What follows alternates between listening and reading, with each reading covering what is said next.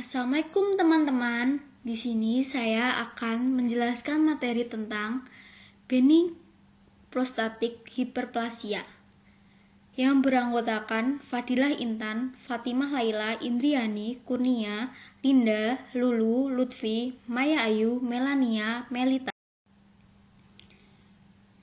Di sini nanti kita akan mempelajari definisi, etiologi, klasifikasi, manifestasi, patofisiologi, supporting investigation, medical management, complication of BPH, nursing care. Definisi: prostat adalah organ genitalia pria yang terletak di bawah dari buli-buli, di depan rektum dan membungkus uretra posterior. Bentuknya seperti buah kemiri dengan ukuran 4x3 x 2,5 cm dan beratnya kurang lebih 20 gram. Benign prostate hyperplasia atau BPH atau dalam bahasa umumnya sebagai pembesaran prostat jinak atau PPJ yang hanya terjadi pada pria. Pembesaran prostat menyebabkan uretra, saluran yang mengalirkan air kemih keluar dari penis, terjepit dan menyempit. Ini menyumbat pembuangan air kemih keluar dari kandung kemih dan diperlukan tekanan lebih besar untuk membuang air. Selanjutnya kita mempelajari etiologi. 1. Teori dehidrotestosterin atau DHT.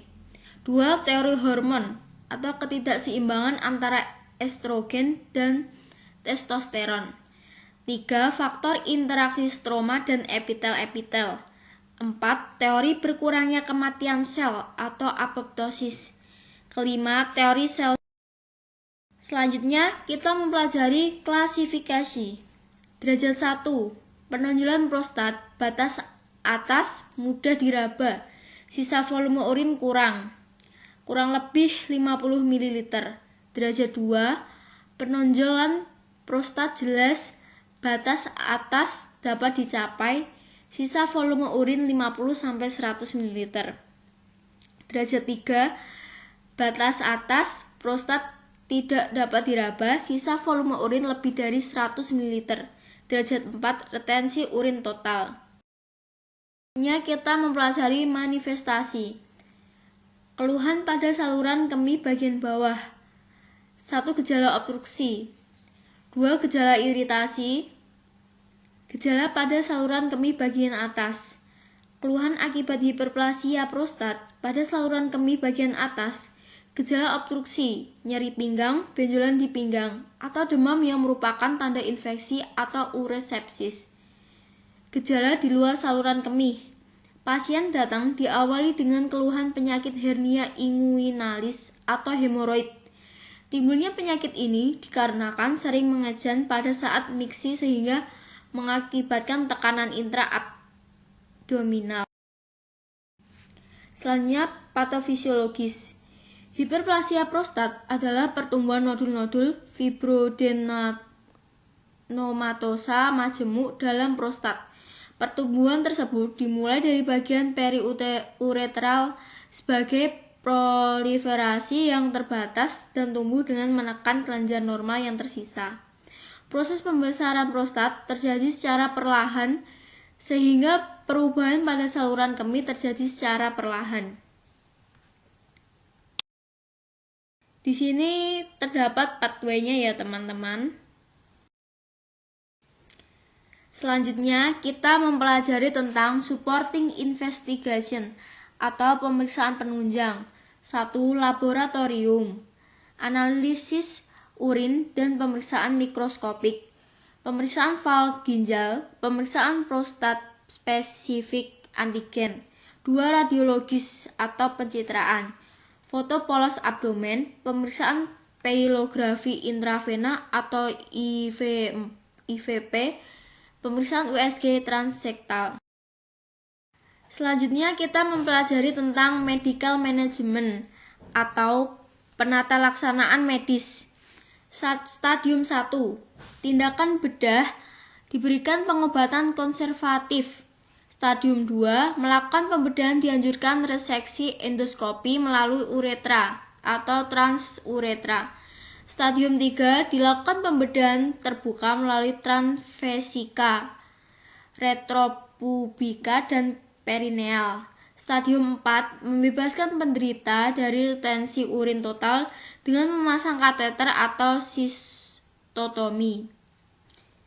Pada penderita yang keadaan umumnya tidak memungkinkan dilakukan pembedahan, dapat dilakukan dengan memberikan obat penghambat adrenoreseptor alfa.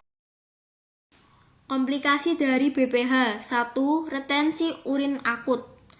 Infeksi saluran kemih, involusi kontraksi kandung kemih, reflux kandung kemih, hidroureter, dan hidronefrosis. Gagal ginjal data dipercepat jika terjadi infeksi, hematuri, hernia atau hemoroid, VOC. Selanjutnya kita mempelajari nursing care atau asuhan keperawatan yang terdiri dari 1. Identifikasi, 2. Riwayat kesehatan, 3. Diagnosis, yaitu 1. Ansietas berhubungan dengan perasaan takut terhadap tindakan pembedahan, 2. Nyeri akut berhubungan dengan agen cedera fisik atau spasum kandung kemih dan insisi sekunder pada TURP. Yang ketiga, resiko infeksi berhubungan dengan prosedur invasif pembedahan. Yang keempat, gangguan eliminasi urin berhubungan dengan sumbatan saluran pengeluaran pada kandung kemih. Ini intervensinya ya teman. Diagnosa 1. Ansietas berhubungan dengan perasaan takut terhadap tindakan pembedahan. Ini tujuan dan kriteria hasilnya.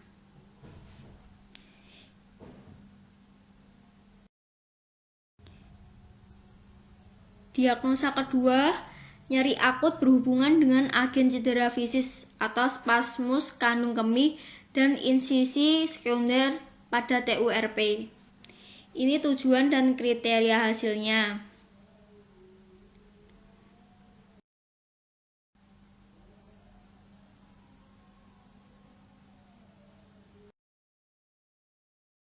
Diagnosa yang ketiga, gangguan eliminasi urin berhubungan dengan sumbatan saluran pengeluaran pada kandung kemih. Ini bisa dilihat ya teman.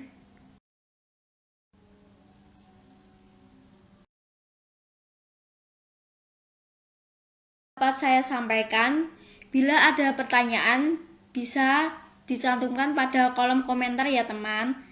Sekian, wassalamualaikum warahmatullahi wabarakatuh.